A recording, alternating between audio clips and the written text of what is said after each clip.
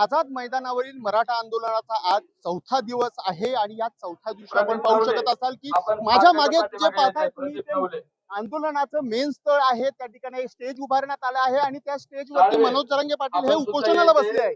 हा छोटासा स्टेज आहे, परंतु आता माझ्या या साईडला बघत असाल तर आतापर्यंत या ठिकाणी चिखलाचं साम्राज्य होतं।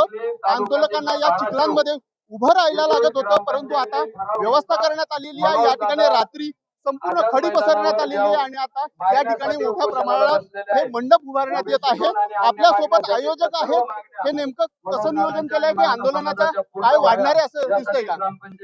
हे आंदोलन आरक्षण घेतल्याशिवाय परत एकही व्यक्ती जाणार नाही आणि जरी कदाचित एखादा व्यक्ती अडीअडचणीमुळे आजारामुळे जो गावाकडे गेला त्याच्या बदल्यात 5 व्यक्ती पाठवणार आहे। म्हणजे आम्ही घरी राहिलेले मराठी जे आहेत ते आम्ही 7 टप्प्यामध्ये या आंदोलनाची तयारी मनोज दादांनी केलेली आहे।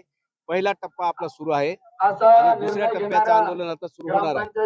ही आता तुम्ही पाहत असताल ही महानगरपालिका आणि सरकार यांनी आम्हाला ज्या सोयीसुविधा द्यायला पाहिजे त्याची हयगय केली होती। त्यामुळे अनेक आंदोलकांची फजिती झाली, पावसात भिजावं लागलं, शौचाला पाणी नाही, प्यायला पाणी नाही। तर ती सर्व महाराष्ट्रातल्या मराठा समाजाने इथे अन्न खाण्याचं, पिण्याच्या पाण्याचं ट्रक आणि मुबलक साहित्य पाठवले। आम्ही आता मुंबईच्या बांधवांना सुद्धा आमच्या सोबत जीव घालू शकतो इतकी व्यवस्था झाली। ही जे पुण्याचे आमचे मराठा सेवक आहेत, एक मोठे मराठा सेवक आहेत जे सामाजिक काम करतात, त्यांनी पूर्ण यासाठी देखील तुम्हाला प्रशासनाकडून मदत झालेली नाही, हे कोण उभारतं? प्रशासनाची हे फक्त आझाद मैदानाची जागा ती कोर्टाने आम्हाला निश्चित केलेली, परंतु इथे 5000 लोकांसाठी पावसामध्ये उभं राहावं लागत होतं।